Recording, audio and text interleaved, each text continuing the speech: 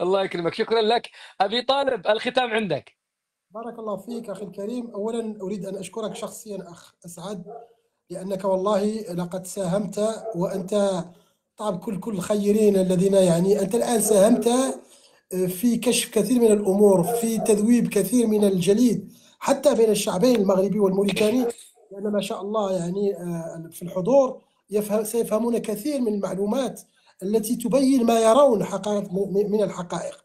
وأقول كذلك وأقولها بصوت عالي: إذا كنتم تعيروننا أن في دمائنا تجري وتسري دماء المغاربة، أقول لكم والله قد أفلح من أخوانه المغاربة. والله هذا صحيح، والله صحيح. يعني أقولها لكم. هذا ونحن أنا نشرت تدوينه حتى قلت سبحان الله، نحس في موريتانيا منذ هذا اللقاء أننا دخلنا في جو جديد. سبحان الله، دخلنا في التنمية، وهالكلام الذي أقول دائما سأدعمه. الآن ونحن نتحدث وزير طاقتنا السيد خالد العلي والخالد متواجد الآن في الرباط مع نظيرته المغربية ومع المدير العام للكهرباء في موريتانيا من أجل اندماج كهربائي، وليأخذوه كما يأخذوه. وانظروا إلى الجار، لا زال جبريل يقول الرسول صلى الله عليه وسلم يوصيني بالجار حتى ظننت أنه سيؤرق.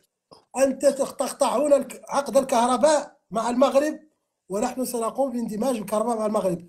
تقطعون أنبوب النفط مع المغرب، ونحن سنربط المغرب بأنبوب غاز إلى إنشاء حقولنا التي بدأت الإنتاج. وأقول لكم أن الآن الباخرة المغربية الحسن المراكشي، واكتبوا هذا الاسم، تبحر الآن بترخيص رسمي من موريتانيا للقيام بالدراسات الأولية للمقطع الشمالي لأنبوب الغاز الإفريقي الأطلسي.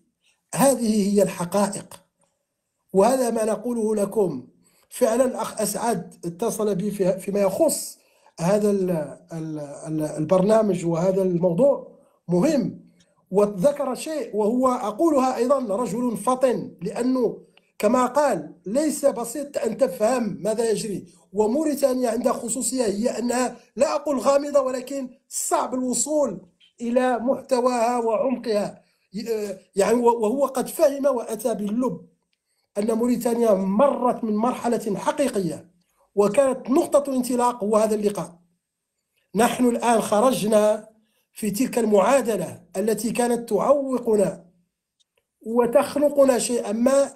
الآن نحن خرجنا، وربما نتيجة للأوضاع والتغيرات الدولية، نحن الآن خرجنا من ذلك الانقفال كما يقال على أنفسنا. خرجنا لنلعب دورنا الذي حبانا به الله.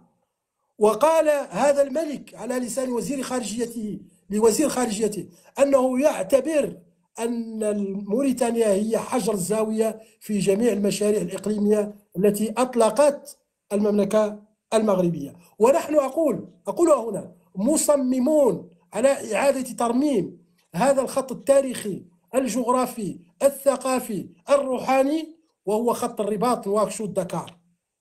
وسبحان الله هذا الخط أيضا كما يقال عنده دعم من الله، حيث حباه الله بما يجب أن يجد من موارد للطاقة. السنغال بدأت تنتج 100,000 برميل من النفط يوميا على شواطئ دكار، على حدود البحرية بيننا توقف عند الدكتور الكلام. الشبكة ضعيفة عند أبي طالب، حاول ترجعها. كلامك ممتع يا أخي.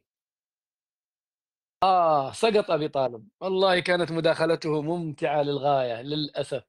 دكتور. نعم أخي الكريم. لا أدري من الصورة السابقة، رجعها وأكمل حديثك. نعم. تعلم، هل سمعت بدعاء العجوز لا. الذي أتى؟ لا. في فترة عمر الخطاب كانت هناك عجوز تبرئ الأبرص، يعني أيوة. كان عندها دعاء، فأتوا بشخص مريض، فقال أصحابه نذهب بها إلى العجوز. فقال فلتجعلوا شيئا من القطران مع دعاء العجوز، فأنا جعلت الدعاء مع القطران حتى أطلع، لأنه في الحقيقة كان افتح افتح، رجع لنا الصورة السابقة، رجعها وطلع علينا أيضا. يا أحاول واكمل. الآن نعم، سأحاول الآن أن أطلع تلك الصورة الجميلة، لأنه في الحقيقة تسعد كثيرا، أو حتى أبحث عن صورة أجمل منها. طيب، لا، ليست هي الصورة. كانت جميلة اللي كانت معك سابقة، حلوة. حلوة كثير هذه، لأن تبين قرب الرجلين، وهذا أيوة. هذا القرب يا أخي الكريم، أنا أستشف منه القرب الحقيقي من من الروحي من الروحي. الروح من البلدين.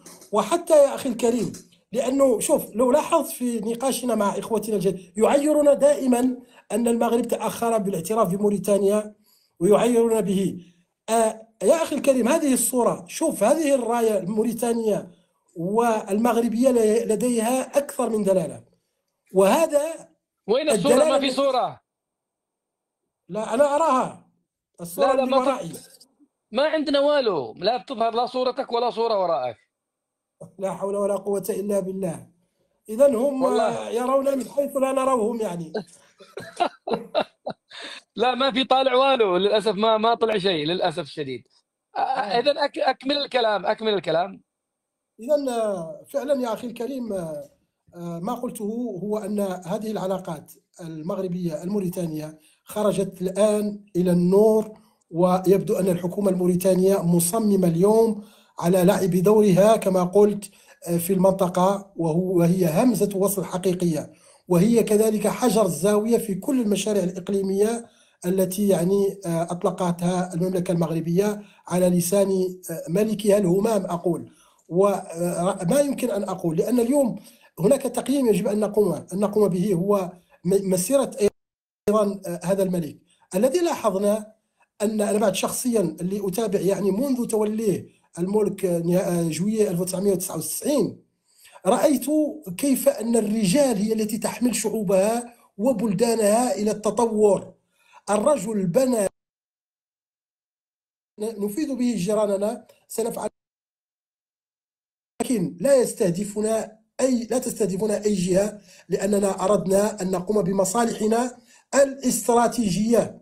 موريتانيا اليوم قررت، وأنتم رأيتم ذلك كما قلت، كنت أتوقع أنها ترمم خط نواكشوط الرباط نواكشوط دكار، لأن بعد عودة الرئيس مباشرة من المغرب كانت دعوة لرئيس الوزراء السنغالي الذي مكث 3 أيام، وتم التوقيع على جميع هذه المشاريع، ونستشف منها أنها تكملة للمشاريع الموريتانية المغربية. وأنا أقول، وإن شاء الله يحيينا الله السيد أسعد، أنه خلال 3 سنوات، لأني أنا أشتغل ولله الحمد في المشاريع الممولة من خلال، أقول 3 سنوات سيتغير وجه هذا الخط.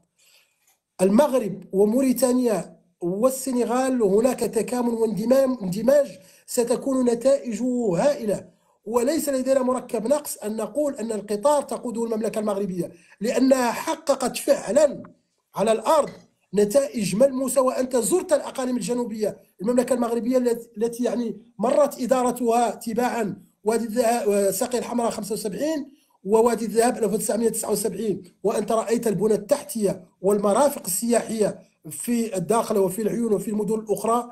إذا يا أخي الكريم، نحن بكل صراحة اليوم نستفيد من المقاربة المغربية من الناحية الهيكلية، حيث بدلنا دستورنا 2018 أعتقد، وصرفنا مجلس الشيوخ وبدلناه بالمجالس الجهوية، والمجالس الجهوية كانت هي اللبنة التي استطاع من خلالها المملكة المغربية أن تقوم بجميع البلاد، ليس فقط مدينة أو 2. كل مدينة في المملكة المغربية عندما تأتي وكل جهة تجد أن هناك تنمية وهناك حركية.